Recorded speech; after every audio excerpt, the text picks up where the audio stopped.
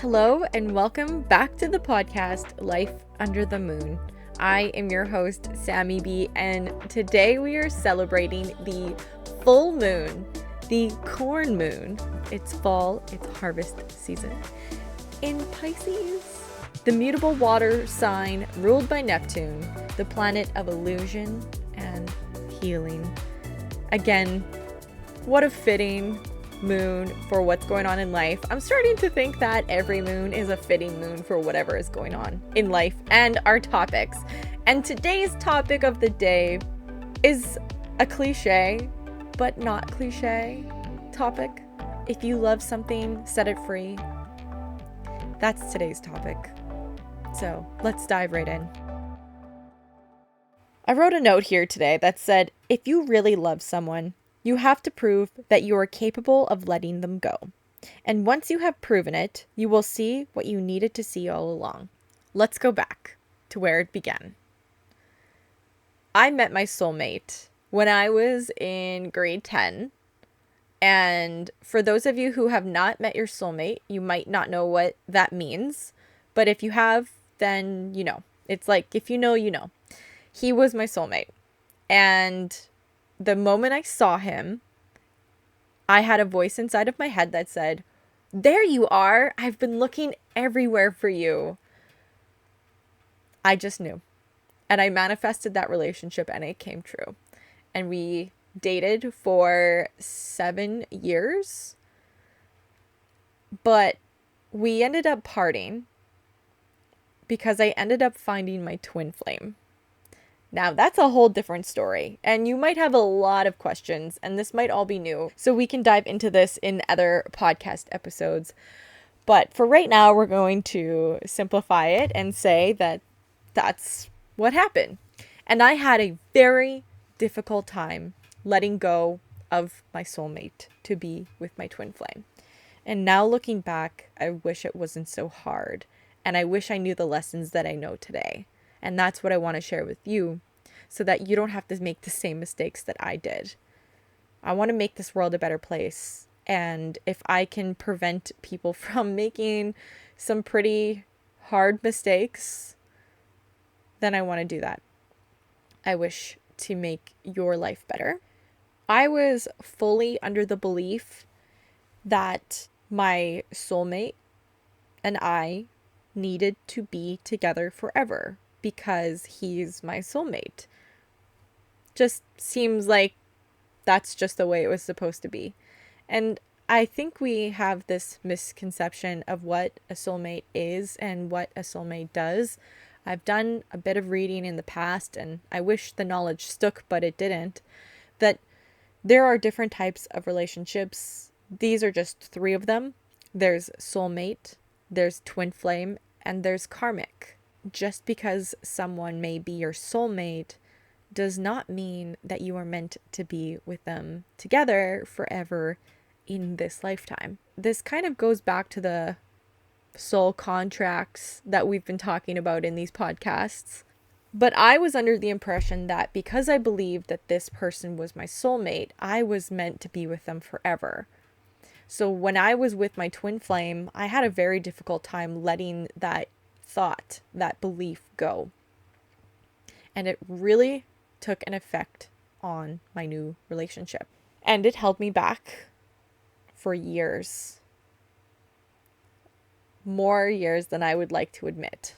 Because of that, I really damaged my new relationship because of holding on to something that was meant to be released. But something that I've recently learned on my new spiritual journey is that if you truly love something, you have to prove that you can let it go.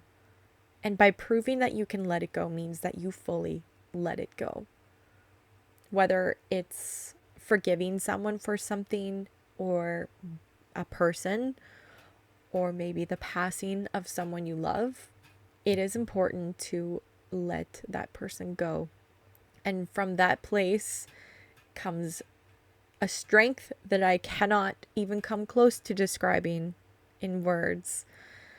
It has to come from within. It's the only way to let go, to move on. And it doesn't mean that you don't love that person or thing anymore. It has nothing to do with your capacity of love. It has everything to do with loving them so much that you can and will release them. And you can always have that love inside, that inner knowing, but you tuck it away. The best way I can describe that is to imagine a little gold pearlescent treasure chest inside of your heart, inside of your body, inside of your mind, your soul.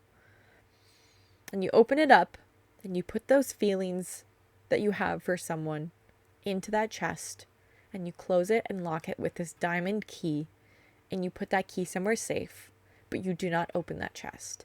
And all your feelings and all your love is still there. It's safe, it's protected, it's hidden, and you do not need to access it.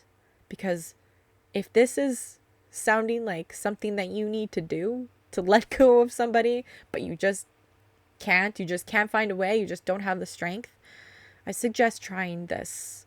Imagine it, picture it, feel it, embrace it. By doing this, your feelings for them aren't gone. They are still there, but you don't acknowledge them. And by doing this, it allows you to open these doors that were closed for so long, that doors that you didn't even realize were there. And once you open these doors, you will find a missing piece, maybe multiple missing pieces of what you needed all along. So if you have something tagging at you and nudging you to let it go, release it, set it free, but you can't because you love it or love that person way too much, then this is exactly what you need. If you love them that much, then you do have to let them go. And if it's meant to be, it will be. And you have to trust that. You have to believe it with your whole heart and your whole soul and your entire mind. And with those three things, with all of that belief and love and trust and faith in the universe, everything works out exactly the way it's supposed to. And it is so much simpler when you can finally surrender to the universe and let those feelings go of control and attachment and fear. And you finally release and feel pure love, energetic love, what the universe and you are made out of. Because you and the universe are one and the same. You are the universe and the universe is you. If the universe says that you and a certain person are not meant to be together, that is also you saying that, because you are the universe. And we don't realize that as humans.